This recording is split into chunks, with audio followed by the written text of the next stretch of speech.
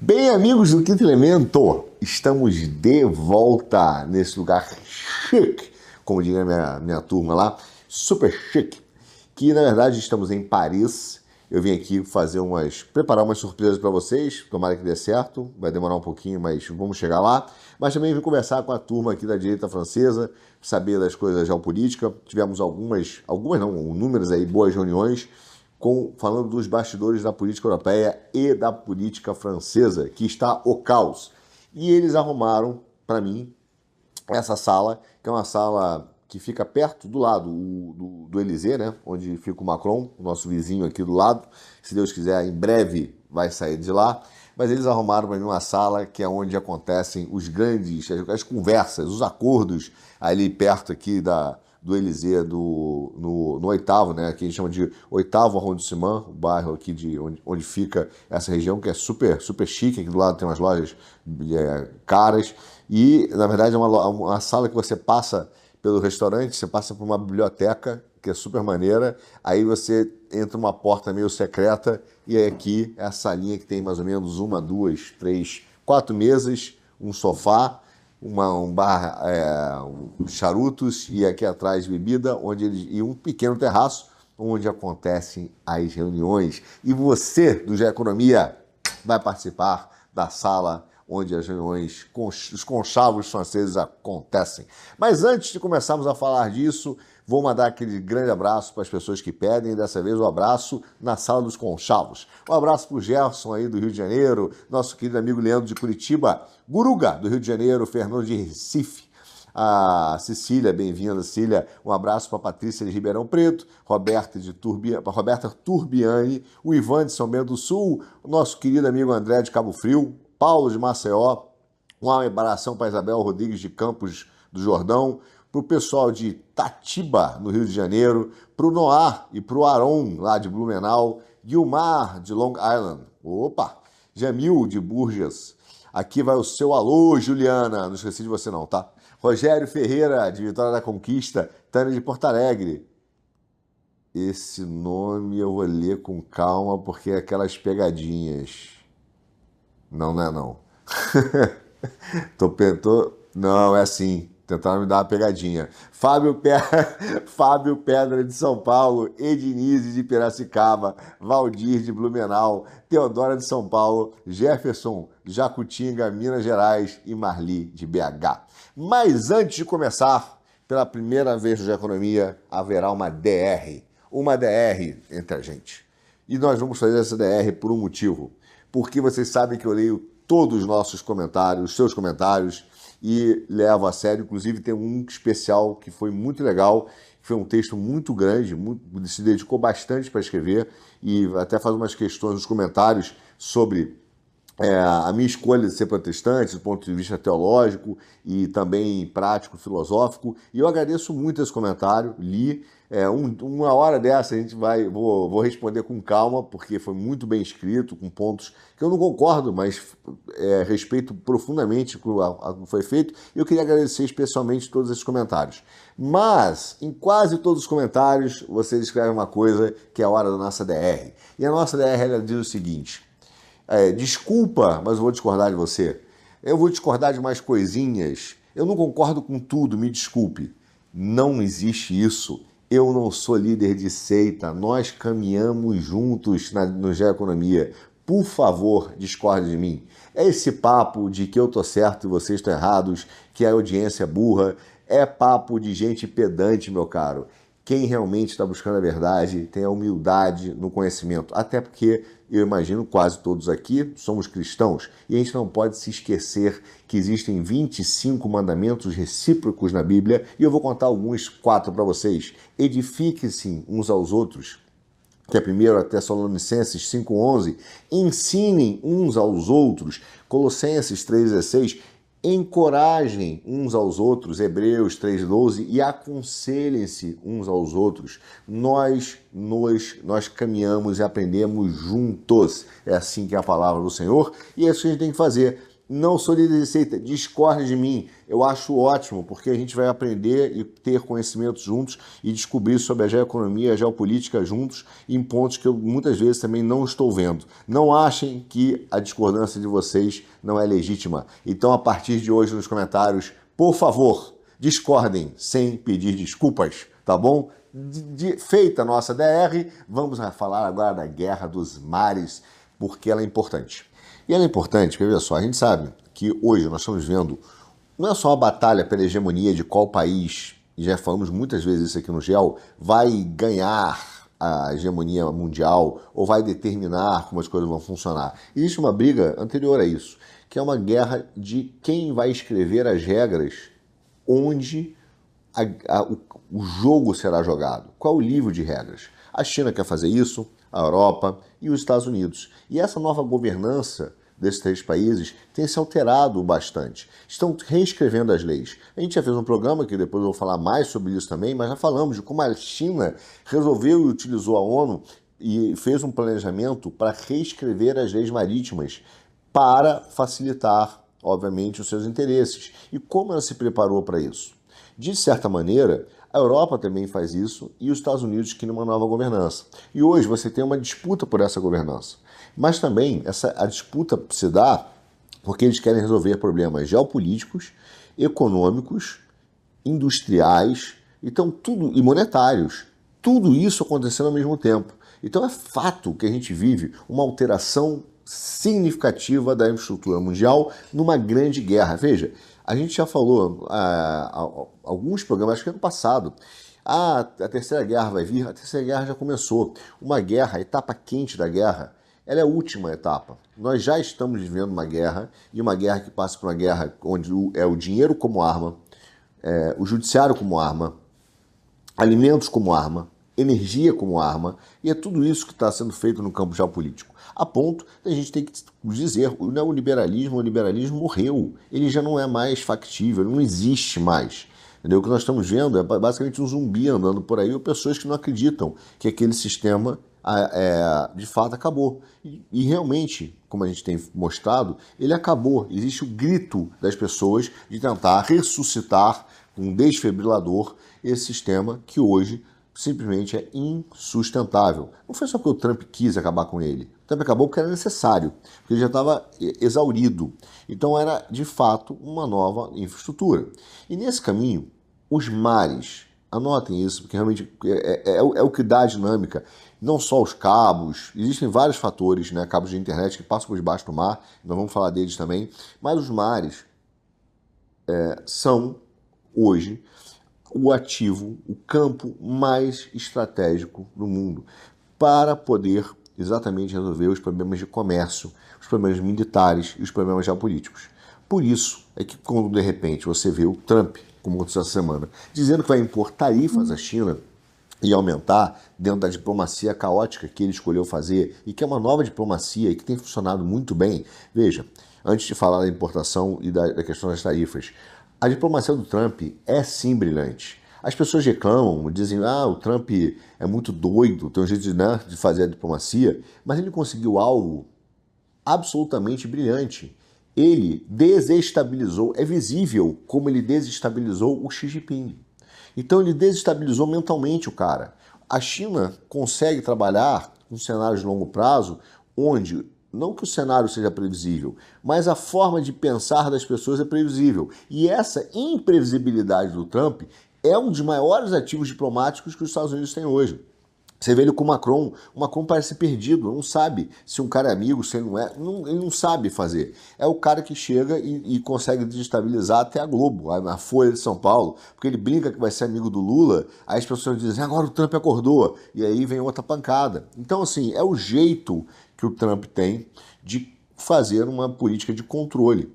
Então, ele desestabilizou, mas não é de forma alguma uma improvisação. Pelo contrário, é uma forma de atuar diplomática que requer muita inteligência para poder parecer imprevisível e desestabilizar as pessoas. Mas, quando ele anunciou a questão da China, agora essa tarifa, ele anunciou porque novamente a China está impondo controle de exportação de terras raras. Ele até diz, vários países vieram reclamar comigo que a China está controlando as terras raras. De fato, a China também já começou uma guerra comercial, uma guerra por ativos estratégicos e tecnológicos, mas também de commodities, de energia. Entendeu? E é por isso que quando ele começa a reagir dessa maneira, ele está reagindo a uma ação da China, que é uma ação de controle e que isso impacta nos mares e no comércio internacional e nas indústrias. Tá? Porque o Trump, de fato, está criando problemas econômicos para a China. Quando o Benson disse essa semana que a China estava querendo controlar a exportação porque ela tem um problema na economia interna, é verdade. Ela não está ainda sabendo controlar o problema econômico que ela tem, que nós já falamos aqui no GE Economia. E é um problema econômico grande. Nós, ano passado, falávamos que o Trump iria gerar uma crise na Ásia e essa era a única solução. E ele está gerando uma crise na Ásia. Por isso, quando o Financial Times grita, o Trump está gerando uma crise, é isso mesmo, é o que ele queria fazer. Não acha que é por acaso. Ele precisa, é inevitável. Só que, além disso, quando ele faz o movimento das terras raras, das tarifas por causa das terras raras, ele faz um outro movimento, né? Ele faz começar a valer a tarifa adicional portuária, que acabou de começar agora, para o quê? Navios construídos na China. Ou seja, se o navio é chinês, ou foi construído na China, ou tem de empresas chinesas, quando chega nos Estados Unidos, só por ser chinês, esse navio vai ter que pagar uma tarifa maior do que os outros, para poder, na cabeça do Trump, ter recursos para começar a desenvolver a indústria naval americana. O que isso gera? Isso gera que as 10 maiores transportadoras no mundo vão ter que pagar adicionalmente mais de 3,2 bilhões de dólares para os Estados Unidos para poder acessar o maior mercado de consumo do mundo. Entende? Só que do outro lado, a China também faz os seus movimentos, que são importantíssimos, numa área chamada Corredor do Meio. E não pensa besteira, hein? Ai, nós somos crentes. Pare de pensar besteira. Eu vou explicar o Corredor do Meio. Mas ele faz esses movimentos na Ásia Central, assim como os Estados Unidos também têm feito. Inclusive, eles deram eles deram um passo geopolítico que, se for confirmado, é um passo devastador para a China. É uma jogada de mestre, é uma jogada que basicamente deixa realmente o Xi Jinping desestabilizado e troca toda a infraestrutura que a China tinha pensado para o mundo. A ponto disso, eu vou falar sobre isso, que quem fez isso foi o Paquistão, mas a ponto dos grandes analistas chineses, como o Jabor aí, que é um agente chinês no Brasil, não consegui nem falar sobre isso, fingir que não aconteceu. Tamanha pancada que eles levaram, entende? E isso tudo passa pela Guerra dos Mares, para mostrar como isso é estratégico. Para a gente entender cada vez mais sobre a importância da Guerra dos Mares, a gente tem que pensar que a maritimização, né, da economia global hoje é algo que se tornou hegemônico, prioritário, né, no que se trata do comércio marítimo. Se você pegar entre 1970, 2000 e 2022, as exportações mundiais elas foram crescendo, saíram de 12% para 23% e depois bateu 31% do PIB global. Tá?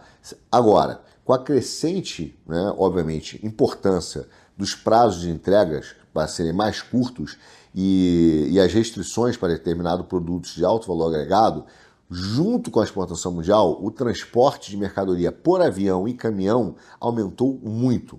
Só que o tráfego marítimo ainda é o maior responsável pelo crescimento internacional do comércio. Ele representou 80% do comércio global em volume em 2023. Ou seja, os mares são exatamente o campo onde o comércio internacional é feito. Se você pegar o crescimento do Japão, por exemplo, da Coreia, do Sudeste Asiático e da China, tudo isso só pôde ter sido feito e ocorrido graças à explosão das exportações marítimas. Em 2023, meu caro, 95% do comércio chinês foi feito por via marítima. Na França, 72% do comércio em volume foi transportado por barcos.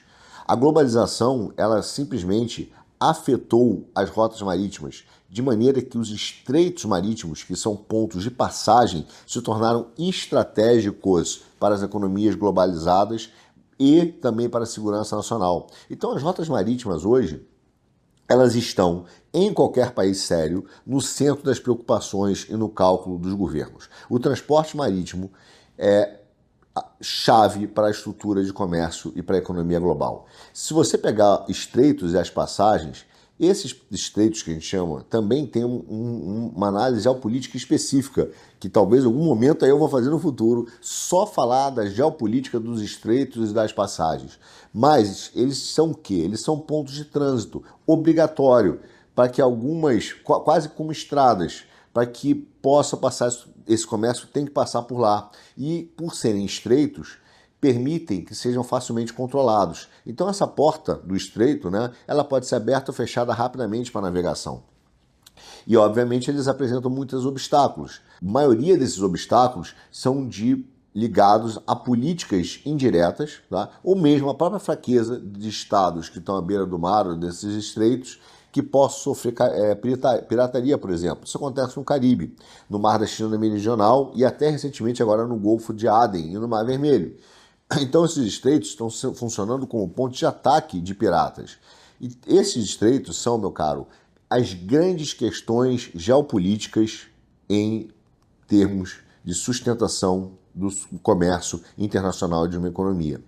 Concentrando, então, se você pensar todo o fluxo de comércio nesses estreitos, nesses canais, mostram como a estrutura global depende dessas rotas marítimas, tá? Que passam cada vez mais por uma série de desafios que acabam sendo grandes para os países que estão próximos desses estreitos, né, do ponto de vista militar, mas também para a questão econômica global. Vou te dar alguns estreitos que são absolutamente chaves, né, no mundo. Por exemplo, o Pas-de-Calais, Gibraltar, Malaca, o Bósforo, o Estreito de Hormuz, o Bab el-Mandeb. Então, todos esses aqui que eu te falei, por exemplo, são atores importantíssimos e pontos de vulnerabilidade para o comércio internacional. Cada estreito desse pode ser considerado um trunfo econômico, porque o transporte nos oceanos é o centro da economia global. Passar por esses pontos pode reduzir, meu caro, significativamente o tempo de viagem, os prazos de entrega. Por exemplo, se você pegar o canal do Suez, tá? Esse atalho permite que um porta-containers que sai da Ásia e venha para a Europa ganhe 7 dias de viagem. Ele chega 7 dias mais rápido.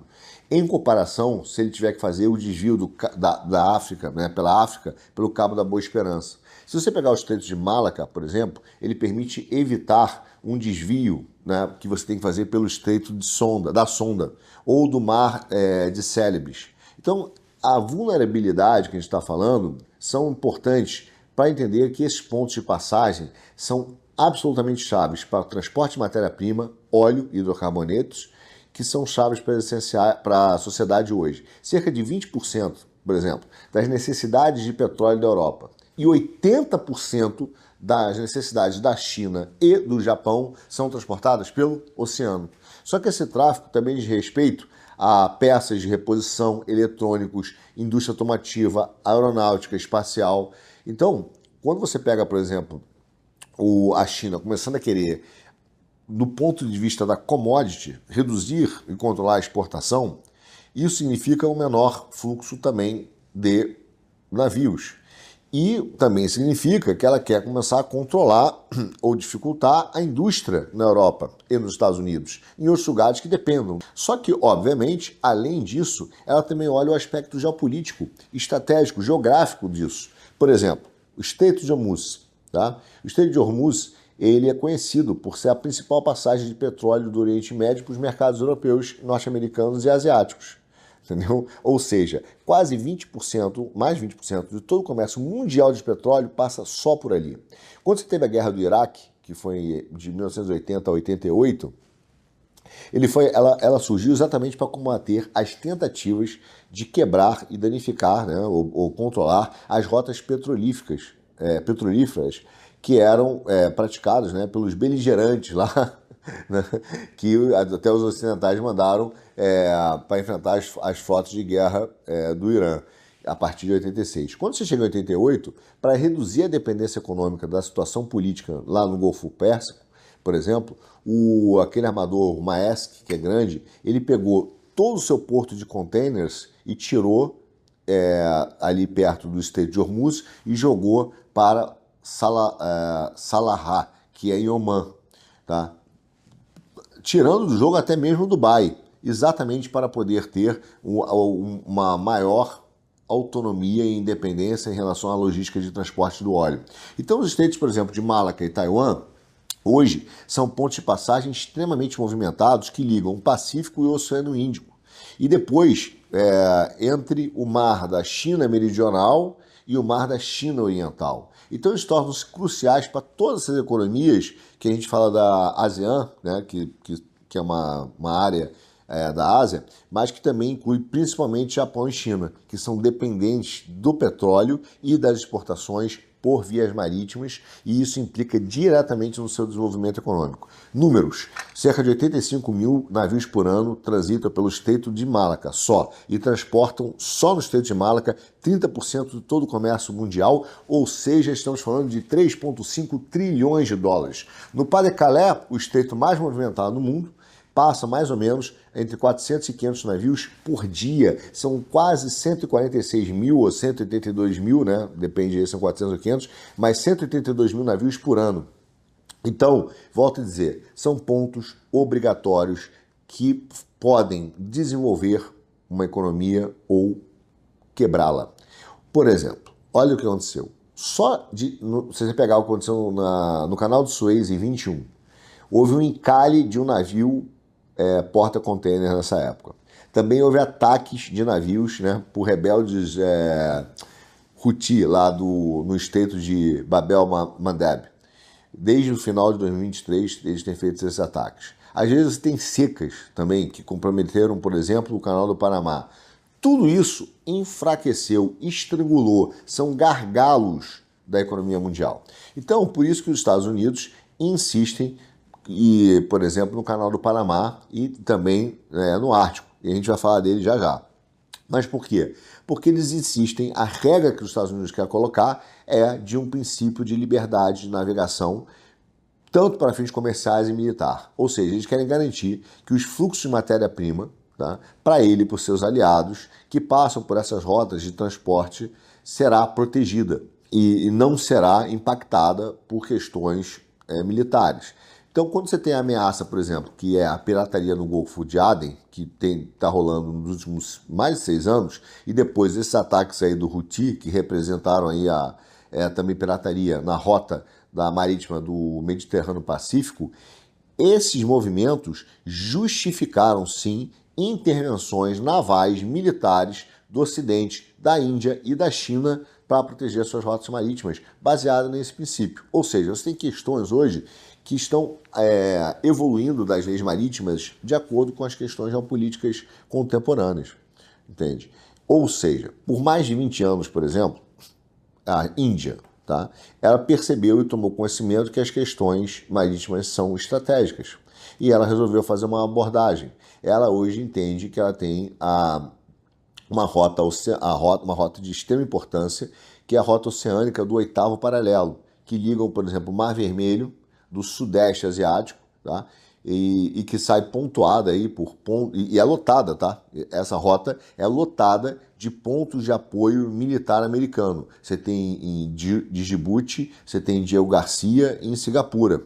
Mas também tem uns arquipélagos em volta que tem absoluto valor militar e que também tem pontos ali de proteção militar, tipo o arquipélago de Andaman, Nicobar e Laquedivides. E esses arquipélagos, por exemplo, controlam o acesso à passagem, que a gente chama passagem dos 10 graus, e que levam ao Estreito de Malaca. Ou seja, toda essa política naval da Índia, que eles despertaram, foi para entender que ela tinha que também proteger suas rotas marítimas por causa do crescimento da China, que desenvolveu pontos de apoio, sim, no Paquistão, por exemplo, e que criaram não só portos, mas portos com uso militar. E criaram uma base, por exemplo, no arquipélago birmanês de Cocos, que é o norte ali da ilha de Andaman, na Índia. E a Índia interpreta que o que a China está fazendo é cercar a Índia, cercar as rotas marítimas, para, depender do seu comportamento geopolítico, promover um cerco à Índia. Veja a importância disso no mundo. Então, as mudanças que nós tivemos na geopolítica internacional têm impactos profundos nas questões estratégicas dos estreitos e do ambiente geopolítico que leva à Guerra dos Mares, a ponto de você ter uma reformulação crescente da política e da geopolítica dessas passagens. Posso dizer para vocês que desde o fim da Guerra Fria, a gente vai vendo um redesenho dessas relações marítimas em vários lugares. No Mar Báltico, funções de passagem de estreitos. Os Estados Unidos mesmo chegou a abandonar algumas bases nas Filipinas, por exemplo, tipo a Clark Airfield em 92. A própria Rússia também alterou o seu mapa estratégico, fechou algumas bases, por exemplo, no Vietnã, que permitiam controlar, né, uma encruzilhada, digamos assim, marítima do Mar da China Meridional. Ou seja, foram se formando alterações. Ao mesmo tempo, essas alterações criaram vazios estratégicos que a China começou a aproveitar e tentar controlar. Ou seja, a ascensão política e militar da China, de Pequim, permitiu hoje e permite que ela imponha as suas reivindicações de soberania, por exemplo, no Mar da China Meridional, através do controle de acesso norte do Estreito de Malaca, mas também no Estreito de Taiwan, onde ela exerce uma pressão crescente para reintegrar a ilha à China. Vários pontos de passagem, hoje, permanecem guardados por bases militares, que não vão desaparecer tão cedo, e que também têm um objetivo tutelar mesmo, de controle. Por exemplo, você tem as bases britânicas que ainda existem no Chipre, tá? Que estão ali ao norte do Canal do Suez. Você tem as bases também britânicas no Gibraltar. Você tem os franceses em Mayotte, que é o canal de Mozambique. E você tem em Djibouti, que também é o Estreito de Bab el-Mandeb. Ou seja, mesmo ex-nações que não são mais coloniais mantiveram esses acessos, porque esses são chaves. Os americanos estão em Nápoles, estão em Diego Garcia, Singapura, Okinawa, Guam, Guantánamo, lá em Cuba, e até mesmo em Porto Rico, em Ceiba. Então a questão militar é sempre perceber que ela tem um duplo uso. Por um lado, ela garante a fluidez do comércio marítimo e, por outro, óbvio, ela garante também que, caso as tensões militares ou geopolíticas aumentem, haja uma rede de proteção. No final, tanto os ocidentais quanto a China temem uma coisa só: ruptura nas cadeias de suprimento. Quando a gente fala de economia de guerra, já falei aqui no GEL, é exatamente isso. O que é uma economia de guerra? É começar a pensar o que o mundo depende de mim e o que eu dependo do mundo.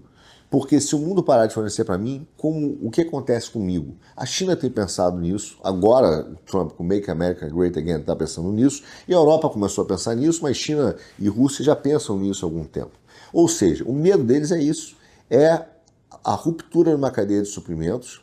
Então, os chineses até chamam isso de dilema de Malaca, tá? Que ressalta exatamente essa vulnerabilidade das economias em relação ao comércio global marítimo, mas ao mesmo tempo eles também promovem e querem, também interessam a eles, uma certa liberdade de navegação através de alguns portos marítimos. Mas ao mesmo tempo eles constroem bases militares para proteger a sua mercadoria. Então, no conceito hoje que a gente está vendo dessa reordenança na governança mundial, os movimentos políticos, eles obedecem a uma nova lógica, ou eles obedecem, não, eles mandam, e aí surge uma nova lógica naval que vem prevalecendo, que é o valor militar e comercial, mas principalmente militar, do estreito como bloqueio marítimo para proteger áreas navais e impor, né, por exemplo, a saída daquela região de frotas adversárias. Então você viu a importância dos portos, das rotas marítimas?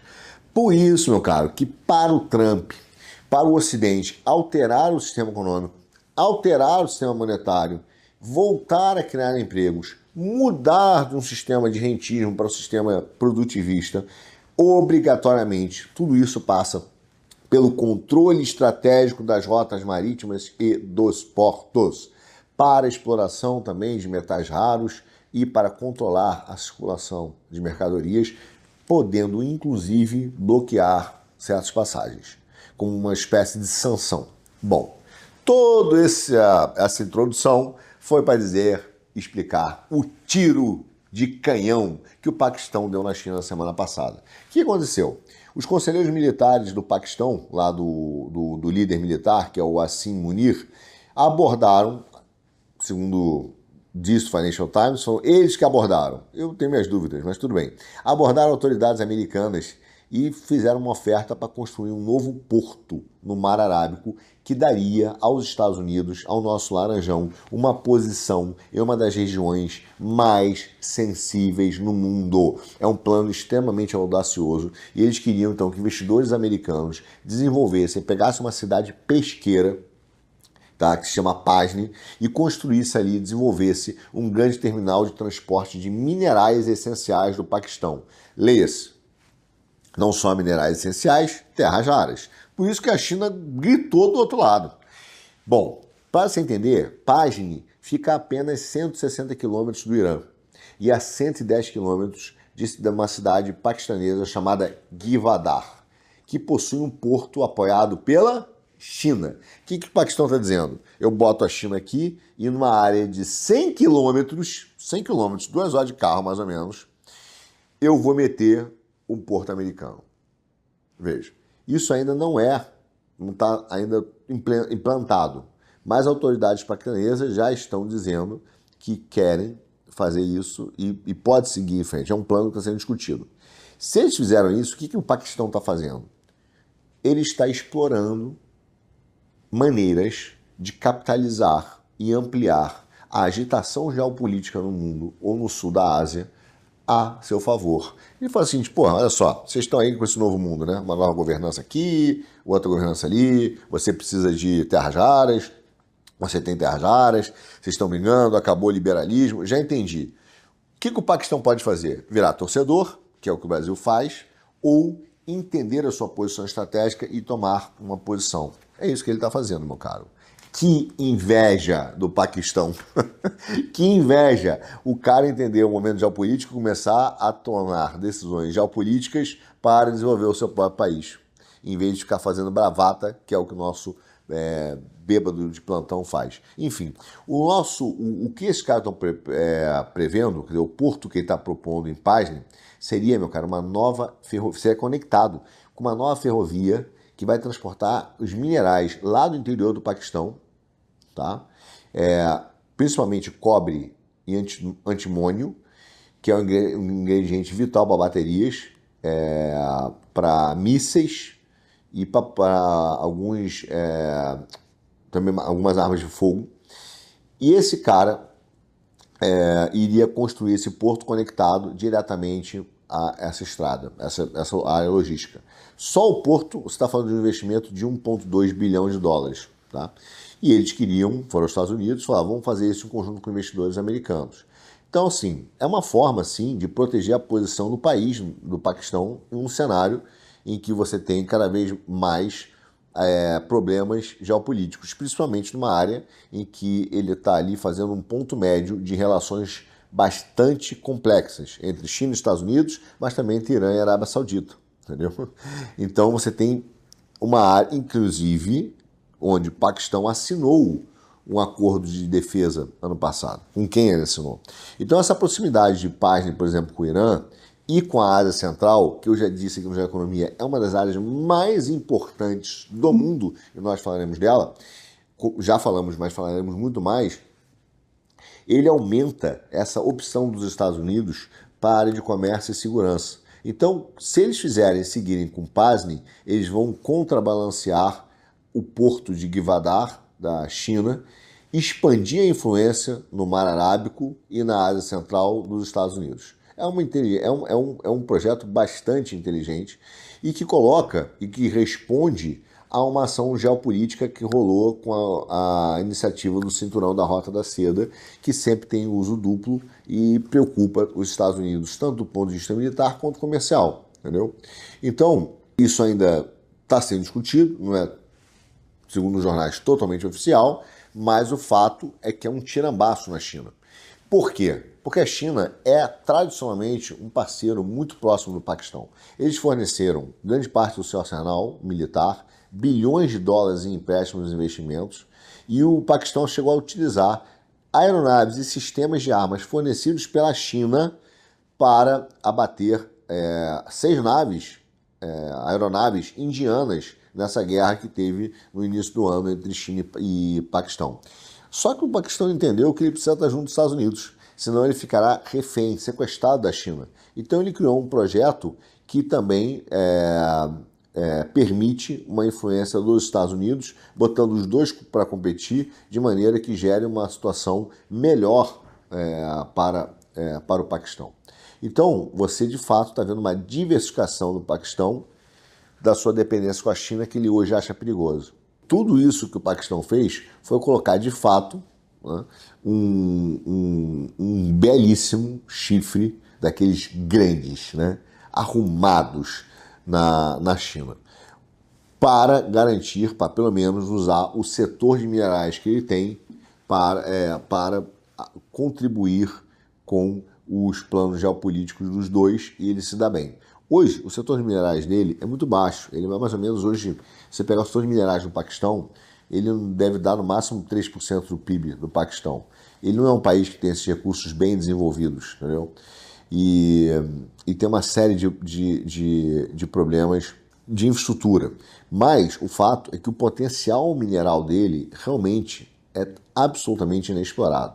Então, começar com esse porto, com esse laço de infraestrutura, criando um laço de segurança com os Estados Unidos, é bastante inteligente, sim. A proposta do Paquistão, então, de conceder aos Estados Unidos um papel de desenvolvimento, emprego e gestão no Porto de Pazne, marca para mim, sem dúvida nenhuma, um dos eventos geopolíticos mais importantes dos últimos anos.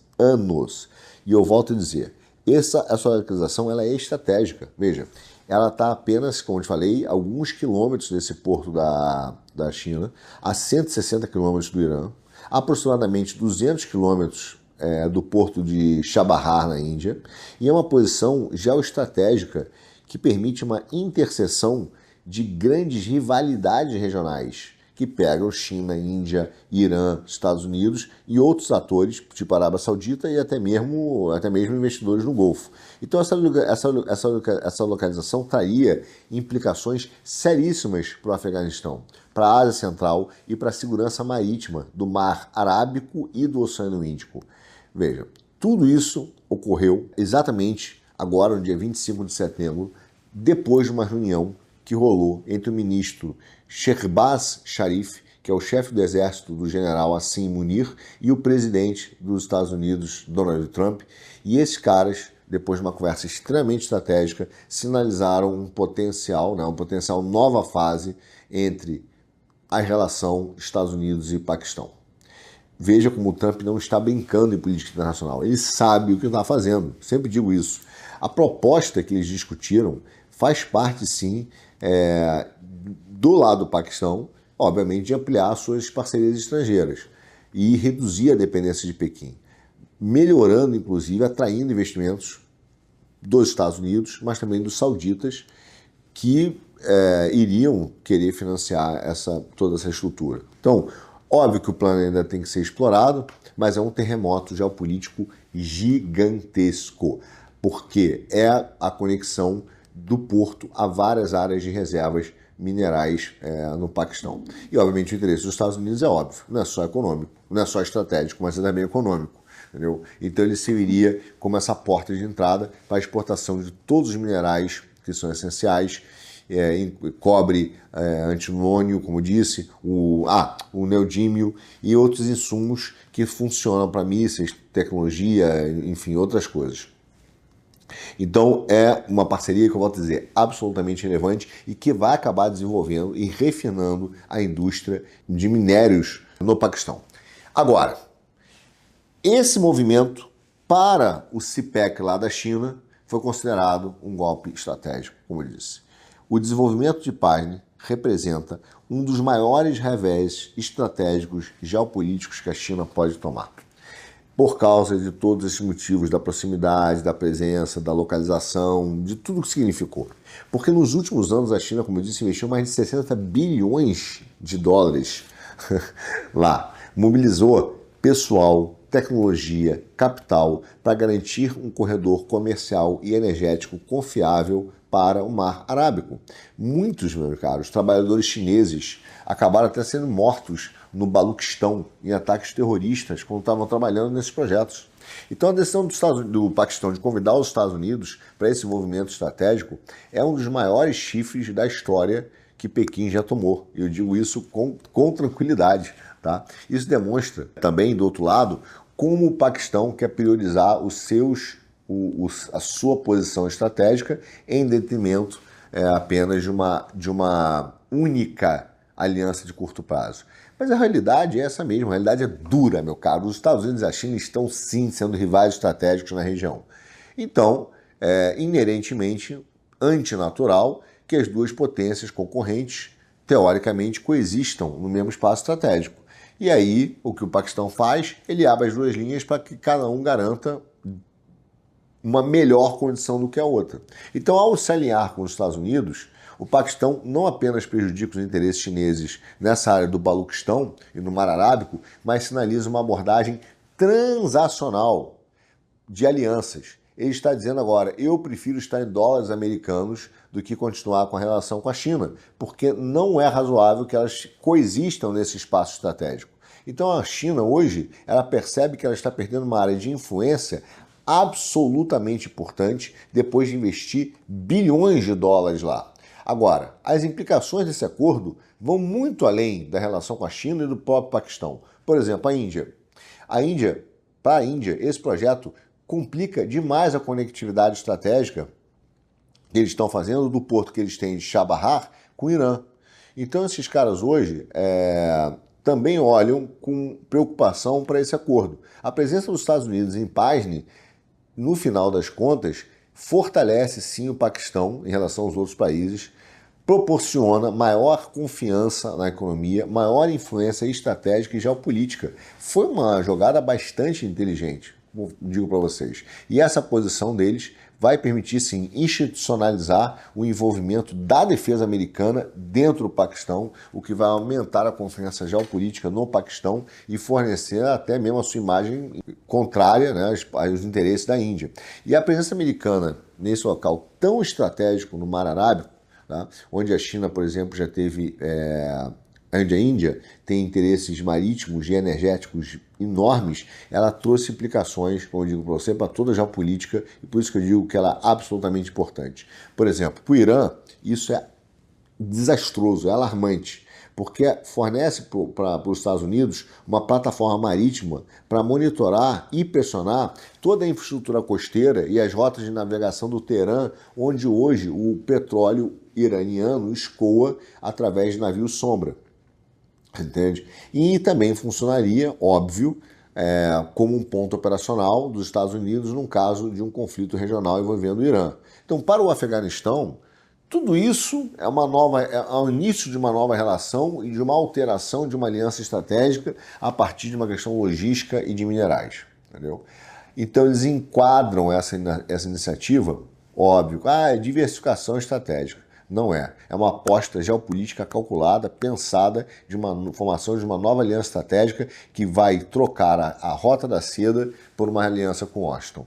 Ou seja, é uma nova forma de equilíbrio de poder, utilizando quase exclusivamente aí as questões geopolíticas. Se isso acontecer, volto a dizer, não é apenas um realinhamento econômico, mas é um realinhamento estratégico e que vai remodelar toda a dinâmica no Mar Arábico, na Ásia Central, no Golfo e em outras regiões.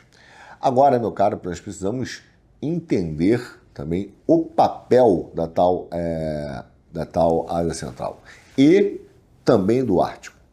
Por quê? A Ásia Central, não vamos falar disso, aí tem o corredor no meio. Só que a gente começa a perceber, com um movimentozinho, um porto, apenas um portinho feito pelo Paquistão, que portos, rotas marítimas são um verdadeiro campo de batalha hoje. Ou seja, controle do comércio internacional. Então, veja o que aconteceu recentemente. Um navio cargueiro que saiu do porto chinês lá de Ningbo, acho que é Ningbo Zhuhai, uma coisa assim, tá? Foi para Felixstowe, no Reino Unido. Isso era teoricamente rotineiro, só que dessa vez ele fez uma pequena mudança. ele sinalizou que ele iria passar por uma outra área. Uma mudança de rota. Dessa vez não é nem um porto, ele só mudou a rota. Só que isso é uma revolução silenciosa no comércio global e na segurança marítima. O que ele fez? Ao invés de ele seguir a travessia de 21 mil quilômetros que passa do canal de Suez, o navio resolveu navegar sobre o topo do mundo. Sim, ele passou ao longo da costa norte da Rússia, acabou sendo escoltado por navios quebra-gelo. Então, o que era uma região antigamente totalmente selvagem e congelada, impenetrável, está se tornando uma nova artéria de navegação no comércio mundial, como o Trump já tinha previsto, discutido e falado. Ou seja, se você pegar, eles optaram passar por uma passagem de cerca de 14 mil quilômetros, entendeu? Só que essa passagem norte que eles têm lá, desculpe, a área total deles é de 14 mil quilômetros, mas a passagem é de apenas 7 mil. Então ela é de 7 mil quilômetros, só que mais curta do que a rota de Suez para a China. Então os caras optaram por uma rota mais curta, que antes era considerada impenetrável. Isso reduz custo, economiza tempo e reconfigura novamente as rotas comerciais e militares no mundo. Entende? Por isso é que as áreas marítimas e os estreitos são áreas importantes geopolíticas. China e Rússia hoje estão se preparando e estão investindo em pesquisas científicas para monitorar exatamente os níveis de gelo e construindo navios, né, com capacidade de quebra-gelo para manter a rota de comércio viável. O Ártico hoje, que já foi visto, né, como a última fronteira do mundo, está se transformando em uma rodovia novamente fundamental para conectar uma área extremamente chave, que falaremos também em breve, é muita coisa para falar, que é a Eurásia. Ou seja, essa nova realidade, do ponto de vista dos Estados Unidos, ele fez um golaço com o Paquistão, aparentemente. Só que eles estão há muito tempo olhando sobre a influência global e o controle das rotas marítimas que estão tentando ser feitas no Ártico. Ao mesmo tempo que ele entende que ele tem que controlar certos estrangulamentos marítimos, tipo o Canal do Panamá e o Estreito de Malaca. Então, essa nova rota do Ártico, né, acaba levando a uma redução também da influência desses outros estreitos. Então, a tentativa anterior do Trump de adquirir a Groenlândia, né, da Dinamarca, foi considerada excêntrica, né? Ah, o Trump é maluco, alguém está falando pela imprensa. Uma imprensa que não está entendendo nem o que está acontecendo direito no mundo. Só que a realidade, meu cara, é que a medida que ele queria tomar era, sim, para garantir uma proximidade estratégica com esse corredor emergente que está surgindo no Ártico, justamente com o controle também do Canal do Panamá, que é uma inquietação muito grande de Washington sobre o controle das artérias do comércio global. O Ártico hoje é absolutamente importante para os países da Ásia. Passou a ser. O Estreito de Malaca, por exemplo, que tinha uma importância inegável, né, no mundo, e principalmente áreas, por exemplo, que são extremamente navegáveis ali perto da Indonésia, da Península da Malaya, enfim. Ele era, e do próprio Sumatra, ele era uma artéria vital na região.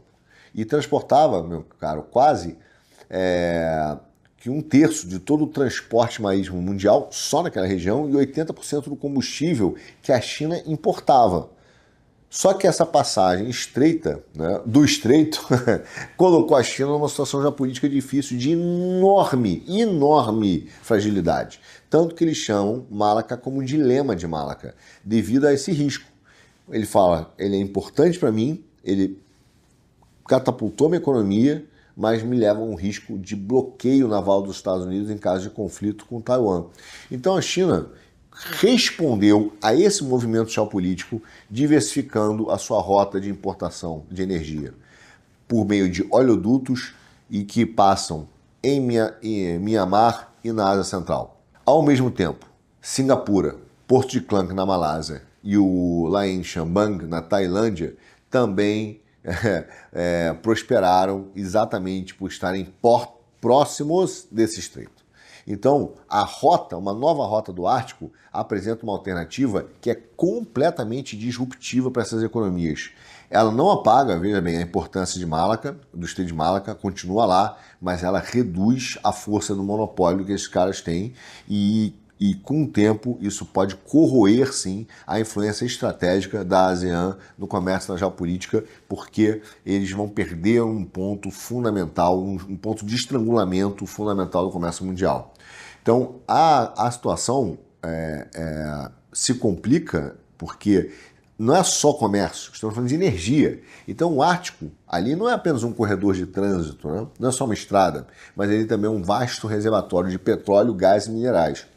Então, à medida que o gelo vai recuando, ou as pessoas vão aprendendo a ter o quebra-gelo, a competição por recursos nessa área se intensifica muito, como nós já falamos aqui no Geoeconomia.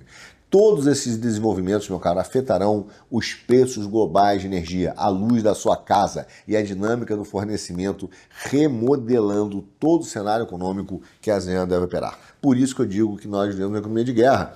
Uma mera alteração de um porto, de uma rota, pode alterar como o mundo depende de você e como você depende do mundo, com impactos brutais para a geopolítica e a economia do país. Então a cúpula, por exemplo, do leste asiático, que reuniu os líderes da ASEAN, além dos Estados Unidos, China, Rússia, Japão e Índia, não se deu ao luxo de ignorar essas realidades, entende?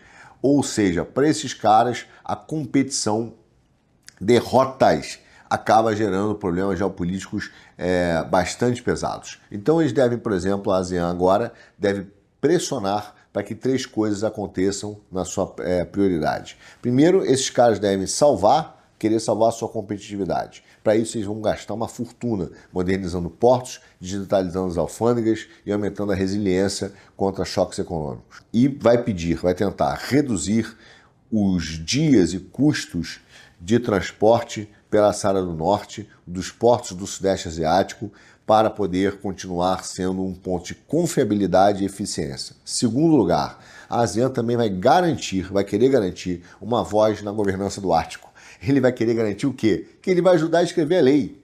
Esse é o ponto. Eu quero também participar da lei, porque se eu não vou deixar a lei, a regra da utilização disso na mão dos meus concorrentes. Então, eles não serão apenas observadores, eles vão querer ser membros do Conselho do Ártico, para garantir que não haja nenhuma exclusão do seu papel, dos seus interesses no futuro.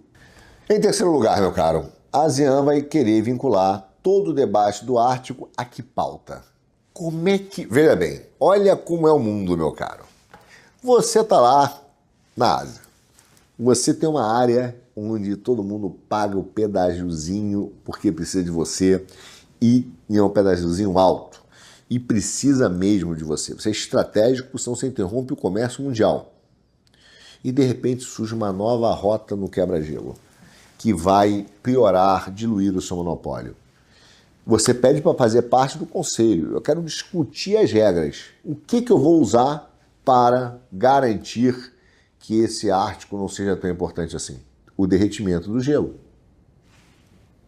Se eu garantir que não há derretimento do gelo, eu começo a garantir que a navegação é cada vez mais difícil. Eu posso dizer que a elevação do nível do mar ameaça cidades na Ásia, de Jacarta a Manila e Bangkok, e eu enquadro o Ártico como uma questão estratégica e ambiental, para fortalecer exatamente uma diplomacia e influência moral da ASEAN. Ou seja, eles irão usar a ação climática. Você verá a ASEAN defender cada vez mais as pautas ambientais para dizer que certas ações ambientais têm que ser feitas para preservar a rota marítima, não a rota marítima, para preservar o Ártico de degelo, de poluição, de acidentes. É importante não quebrar o gelo do Ártico ou facilitar a navegação. Ou seja, o que eles vão querer dizer é que a rota marítima do Ártico, que não é, não é mesmo, não é algo passageiro mesmo, mas eles vão querer garantir que essa reconfiguração seja controlada, que não haja de fato uma nova ordem que vai ampliar rotas, recursos para essa região. E essa é a grande rivalidade que nós estamos enfrentando hoje. Ou seja, para a ASEAN, o desafio não é se deve ou não deve responder à ameaça do Ártico e essas questões dos portos, mas é com que rapidez e eficácia eles têm que fazer, entendeu?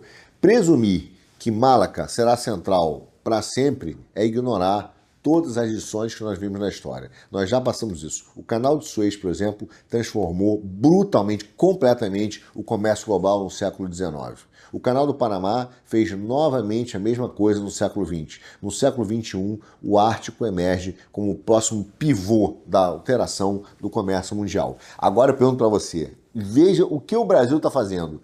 Nada. Você entende qual o tamanho do problema quando a gente fala sobre geopolítica e como os nossos líderes são absolutamente perdidos? Eles não estão participando de nada, eles não sabem o que querem. Não tem ideia de como essa nova configuração do comércio mundial vai e pode afetar o Brasil. Ou como pode ser positivo ou negativo. Não tem ideia. O Ártico hoje, e não é porque o Ártico é perto do Sudeste Asiático não, porque não é. O Ártico hoje é distante do Sudeste Asiático. Só que a sua importância não é. Então, aí eles entendem que aquilo está sendo redefinindo, que aquela região vai redefinir o comércio, a energia, as políticas de poder no mundo todo. A ASEAN não vai ignorar essas mudanças e não vai deixar ou entrar nessa discussão de forma despreparada, entende? Ou seja, meu amigo, há questões hoje bastante estratégicas com apenas duas coisas, um porto e uma nova rota. Agora, se você acha que a China só está observando o Paquistão dar um tiro de canhão nela, ela também está jogando pesado. Ela também está fazendo o que os Estados Unidos estão fazendo.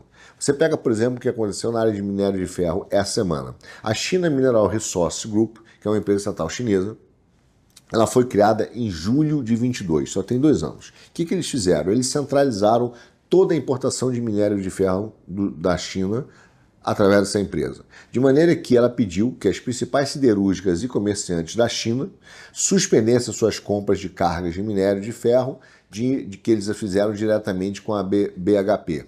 Tá? E queriam fazer apenas com essa nova holding. Mas qual é o objetivo dela?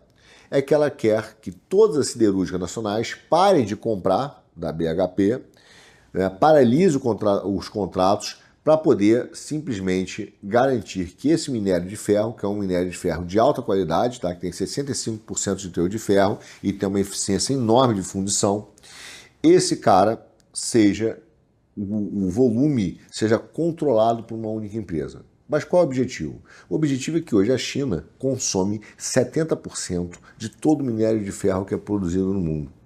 Só que ela não tem voz no sistema de preços. Então ela fica refém do preço de mercado. Então as negociações de preço que eles querem fazer agora é baseada no poder que eles têm de controlar a precificação. E é exatamente o que eles estão fazendo. Ou seja, eles estão usando o seu poder de compra como instrumento geopolítico para melhorar a sua economia, mas também garantir que a guerra econômica seja favorável a eles.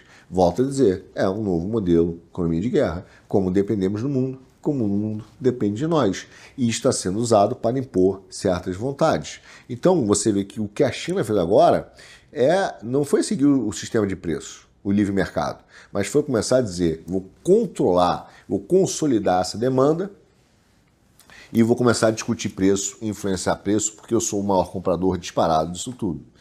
Ao mesmo tempo, olha que curioso, tem uma empresa chinesa que controla uma empresa de chips holandesa, que chama Nexperia.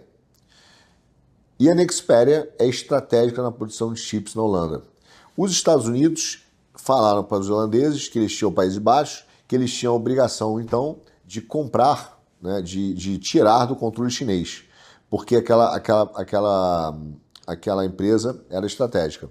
Eles demoraram, levaram outra chamada e semana passada eles fizeram, usando uma lei da utilização de propriedade, eles tiraram a empresa do controle chinês. Ou seja, falaram, o dividendo pode ser seu, mas o controle é nosso, as decisões estratégicas são nossas, porque eu tenho que garantir que não haja descontinuidade de produção. Sabe qual foi a resposta da empresa chinesa? Temos que respeitar o livre mercado e o sistema de preços. Olha que canalha. De um lado, ele fala que o livre mercado e o sistema de preços tem que ser respeitado pela Europa. Do outro, ele consolida toda a demanda dele numa única empresa para poder garantir que ele tem um exercício do poder único, né, sobre o sistema de precificação do minério. É um duplo pensar, meu caro. É um duplo pensar, entende? Ou seja, toda a questão de commodities, todas as questões estratégicas estão interligadas. Então elas estão interligadas. Preço da commodity, áreas de remodelagem de portos, logística marítima e acaba tendo, obviamente, as vias terrestres. E é por isso que, para fechar o nosso Já Economia de hoje, nós vamos falar do corredor do meio. Não há, eu acho que esse foi o geopolítico. Se você olhar, o que a gente fez uma análise mais profunda de uma geopolítica tradicional, geográfica, mercadológica, para entender os efeitos desses movimentos. Foi o que foi talvez o mais profundo que a gente tenha feito no GEO até hoje, do que a gente chama de análise geopolítica, geoeconômica, né, geopolítica clássica, porque ela foi basicamente centrada em portos e infraestrutura. Mas para você ver a importância de como isso redesenha de fato o mundo. Agora vamos falar desse corredor. Há muito tempo eu falo para vocês da Ásia Central, já estive no Quirguistão, em breve voltarei ao Cazaquistão. Tamanha importância da Ásia Central, da sua localização, da sua taxa de natalidade e de como aquela área vai ser importante. Olha só, a Ásia Central hoje, ela também está remodelando todas as rotas comerciais da Eurásia, com a China e a Turquia consolidando uma influência lá, em detrimento da Rússia.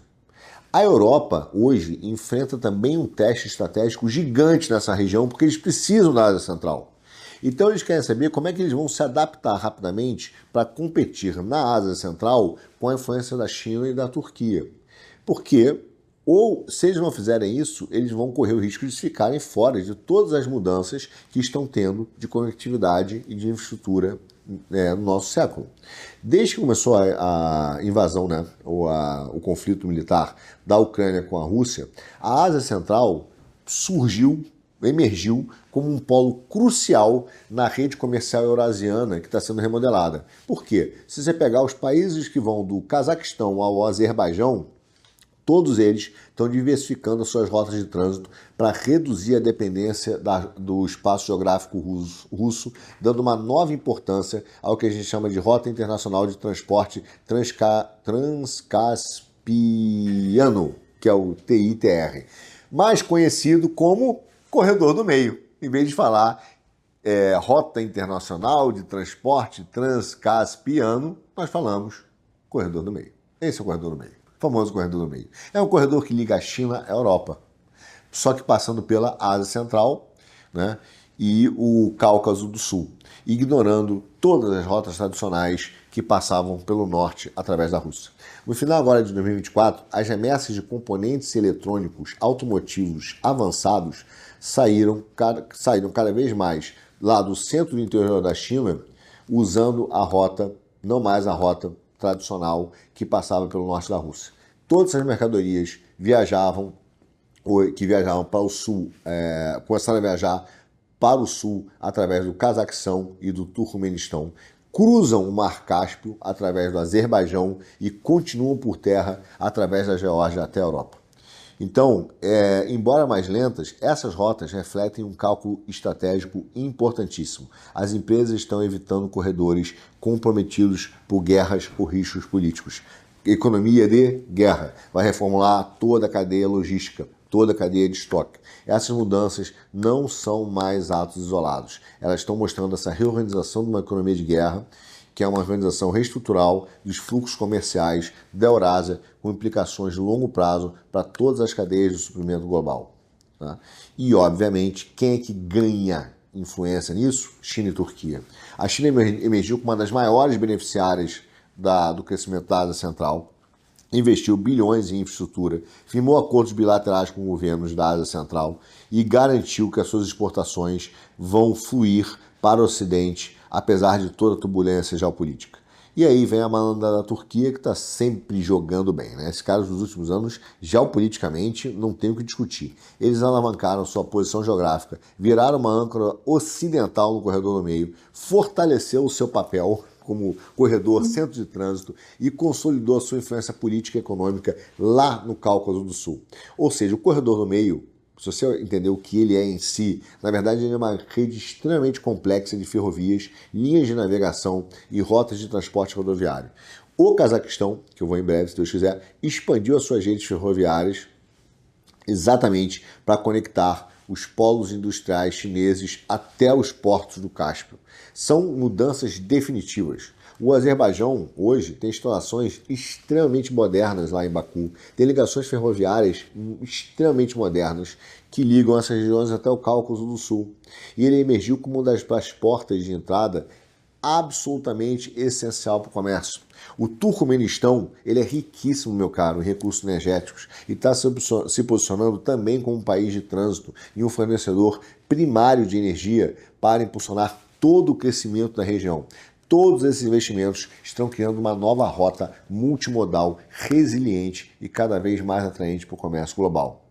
E aí entra um dado que no futuro vai pesar, que é a perda de influência da Rússia. A Rússia, embora seja significativa, né, e ainda exerça essa influência porque tem oleodutos, redes ferroviárias e principalmente, aí sim, laços de segurança, ela tem sido constantemente desafiada, até mesmo pelos seus parceiros de longuíssima data, que estão buscando corredores alternativos que reduzam o domínio de Moscou. E isso passa pelo corredor do meio. O corredor do meio, a Ásia Central, está erodindo o domínio da Rússia como a principal potência de trânsito da Eurásia. Os países da Ásia Central estão redesenhando seus mapas econômicos. E Moscou, meu caro, não está mais no centro. O declínio da Rússia hoje, na esfera desse trânsito, não significa que ela não tem influência. Está dizendo que ela está perdendo o seu controle sobre a exportação de energia, por exemplo. Os seus laços militares e a influência política e cultural continua. Mas Moscou entende que a logística pode complicar e criar barreiras à sua influência. E isso pode criar para eles uma nova área de conflito por domínio e influência no futuro. A questão é o seguinte: como é que a Rússia vai reagir?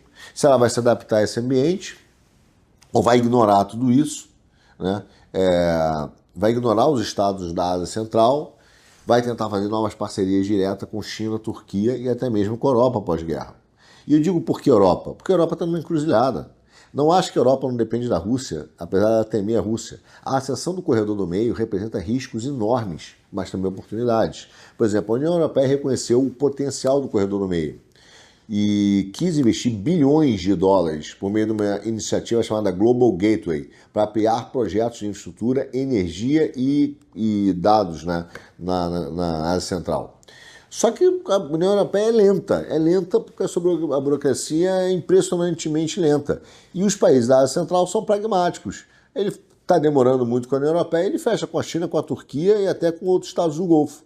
Então o envolvimento da Europa hoje não pode ser apenas de financiamento. Ela devia tratar a Ásia Central como uma região absolutamente estratégica, não como uma região periférica. Ela deveria investir em portos, ferrovias, modernizar os portos alfandegários, cadeia de suprimento, botar as cadeias de suprimentos europeias, fazer um desenvolvimento regional. Só que Bruxelas só pensa em regulação. Mas mesmo assim, ela podia até promover uma harmonização regulatória, ajudar a Ásia Central a ter uma regulação parecida com a Europa, ter um engajamento político nessa área, porque ela depende. Até porque, se a gente pensar de fato, infraestrutura, meu caro, não é só concreto, né? Mas é uma confiança, é uma construção de uma diplomacia, um conjunto de regras e uma visão de longo prazo. Então a Europa devia cultivar esses relacionamentos. Se você pensar qual é a maior crise hoje na França, que o Macron é mais criticado, é porque a diplomacia francesa é uma das diplomacias consideradas mais antigas, mais eficientes, uma das melhores escolas de diplomacia do mundo. E o Macron, quando assumiu, ele virou para a diplomacia francesa e disse: vai ser do meu jeito, vocês não sabem fazer diplomacia. E do jeito que ele conduziu a África, a diplomacia francesa na África, que ele quis fazer do jeito dele, desconsiderando anos de estudos e conhecimento da escola diplomática francesa, ele perdeu toda a influência que a França tinha na África. Foi um desastre a política do Macron na África. Então, obviamente, a construção de relações de longo prazo passa por um jogo diplomático inteligente. A Ásia Central não é mais uma zona de trânsito pacífico, meu caro. Não é uma zona de trânsito pacífico. É uma arena estratégica de influência. China e Turquia estão consolidando suas posições lá. A Rússia está perdendo terreno. E a Europa está parada.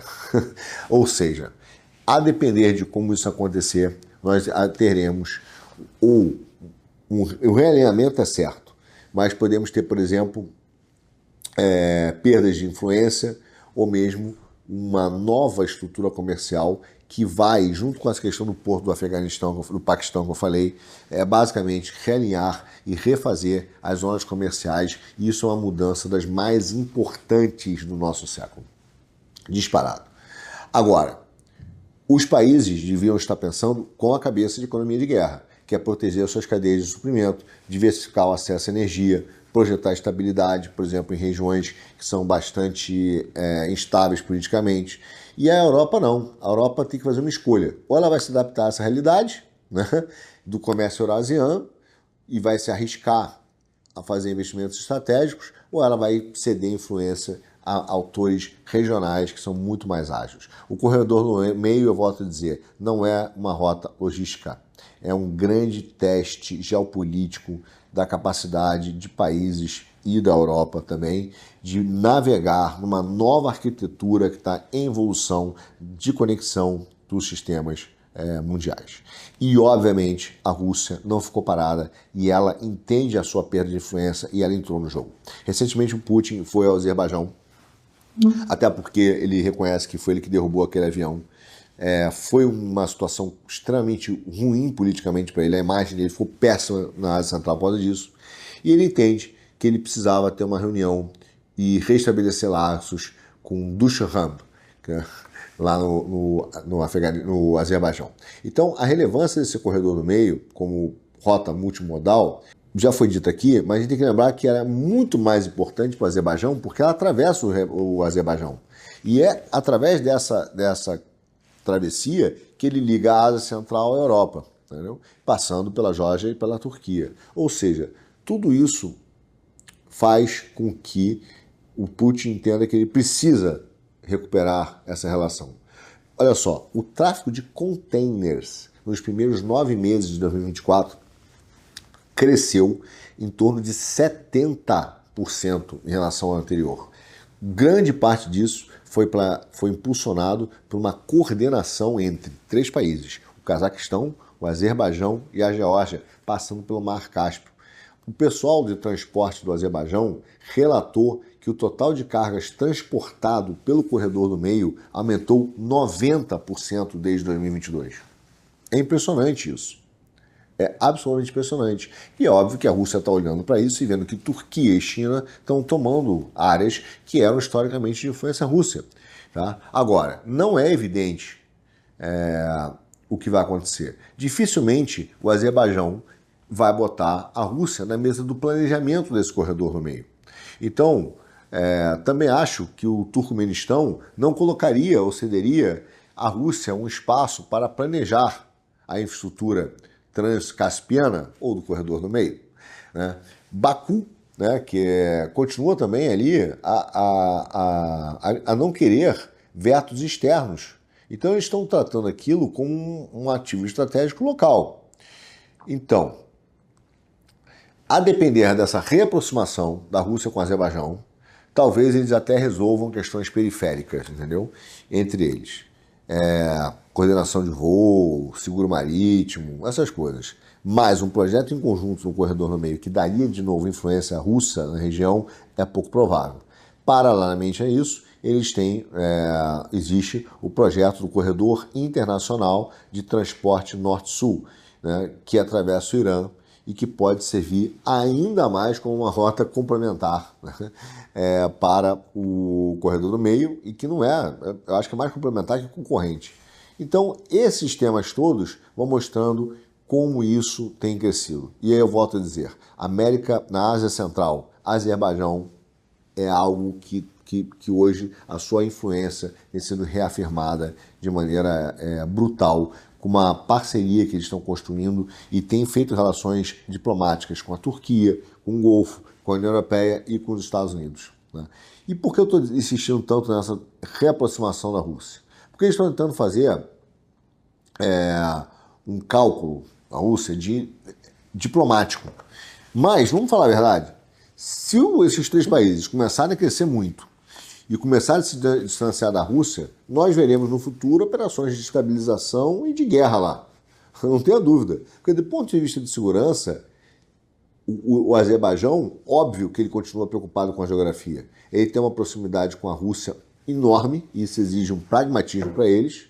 Só que as rotas energéticas e comerciais estão ligando Baku ao oeste, entende? Então, eles têm que saber jogar esse jogo. Quando você pega o fornecimento de gás, por exemplo, para o sudeste da Europa, né, que passa pelo corredor de gás do sul, isso vai acabar incluindo esse gasoduto, que se chama gasoduto transnatoliano.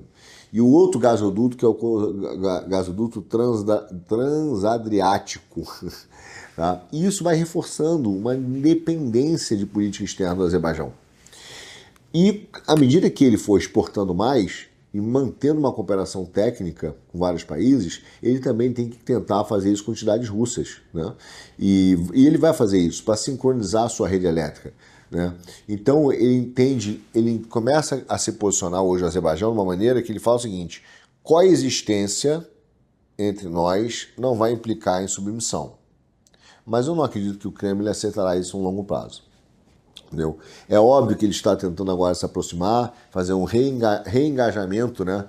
Restaurando canais de comunicação, só que neste momento, honestamente, até pela situação da Rússia, quem dita o escopo e o ritmo dessa reaproximação é hoje o Azerbaijão. E isso não é óbvio, não é trivial para os russos, não é trivial para o Putin. A gente não pode esquecer do que significa o crescimento de um país tão próximo da Rússia como o Azerbaijão, do ponto de vista econômico e depois militar, apoiado tanto pela Turquia e pela China. Veja, em agosto agora, do último ano, o Azerbaijão concluiu a primeira fase de expansão de um porto. Outro porto aqui, você vê a importância dele, que é o Porto Internacional do Comércio Marítimo de Baku. E ele aumentou a capacidade anual de carga para 25 milhões de toneladas. Tá? Ou seja, ele está pronto para lidar com cargas adicionais que vão vir do corredor do meio, integrando isso com novas plataformas alfandegárias digitais nos padrões da União Europeia. Aí você vai à Rússia e ele está lá tentando manter o acesso ao comércio com o sul, né, com um deles, por meio de vários corredores, construindo também novos trechos ferroviários e ligando até mesmo ao Irã, né, financiando essa retomada entre Irã e Rússia.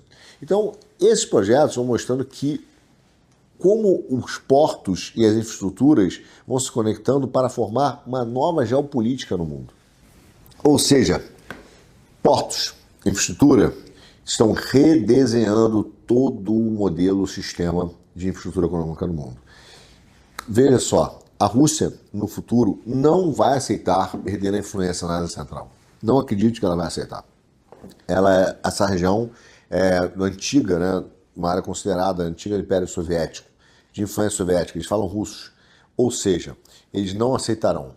Se essas áreas continuarem a crescer em importância econômica e se afastarem dos interesses soviéticos, russos, melhor dizendo, dos interesses russos, basicamente, nós veremos no médio prazo operações de desestabilização política e até mesmo guerras que vão acontecer na região, promovidos por interesses de países. A China pode fazer a mesma coisa. A Ásia Central hoje é uma das regiões mais importantes do mundo e será fonte de estabilidade política. Ásia Central, Pacífico da Ásia e Ártico. Agora, veja você como a geopolítica e a economia é um negócio fascinante. Um porto no Paquistão, uma rota no Ártico e um projeto de infraestrutura do corredor no meio. Basicamente, redesenharam todo o comércio mundial e criaram um problema gigante para potências que estão se estabelecendo como a China. Jogadas inteligentes, olhando a geopolítica e, obviamente, os cenários que maximizam as suas posições. Por isso que eu digo que a Guerra dos Mares é uma das guerras mais importantes dentro dessa grande guerra que nós estamos vivendo de controle tecnocrata entre a tecnocracia, ora chinesa, ora da esquerda americana, dos liberais woke americanos, ora das tecnocratas clássicos, contra, como eu costumo dizer, os indivíduos soberanos que querem ter o seu país soberano. Basicamente, é esse o tamanho do problema. Mas as notícias hoje de infraestrutura que foram feitas são extremamente relevantes e deram uma bomba nuclear no colo do Xi Jinping. Agora, como ele vai reagir? você já sabe, será assunto para o próximo não, um dos nossos próximos Já Economia.